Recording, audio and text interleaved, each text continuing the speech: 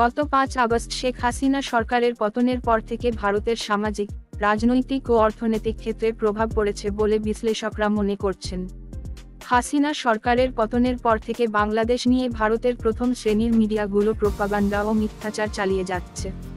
এরই ধারাবাহিকতায় বিভিন্ন এজেন্টের মাধ্যমে বাংলাদেশে দাঙ্গা লাগিয়ে ডক্টর ইউনূস সরকারকে ব্যর্থ করার চেষ্টা চালায়, কিন্তু সব রুখে দেয় ছাত্র জনতা। সর্বশেষ সাধু চিন্ময় কৃষ্ণ দাস গ্রেফতার হওয়ার পর ভারতে বেশ কিছু বিক্ষোভ সংগঠিত হয়।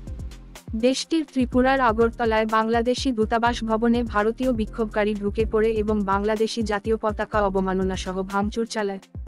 ভারতীয় গণমাধ্যম ইন্ডিয়া টুডে ও নবভারত খবর প্রকাশ করেছে, ভারতের পশ্চিমবঙ্গের কাছে তুরস্ক নির্মিত ড্রোন মোতায়েন করেছে বাংলাদেশ। এমন খবরের ভিত্তিতে বাংলাদেশ সীমান্তে নজরদারি জোরদার করছে ভারত। যদিও বাংলাদেশের পক্ষ থেকে এ বিষয়ে এখনো কোনো তথ্য পাওয়া যায়নি।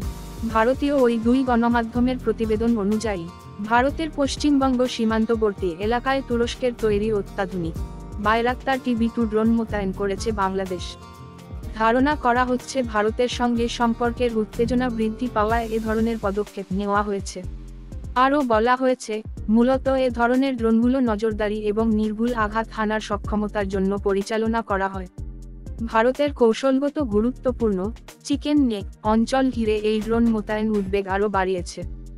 এই জন্য বাংলাদেশ সীমান্তে নজরদারি জোরদার করেছে ভারত।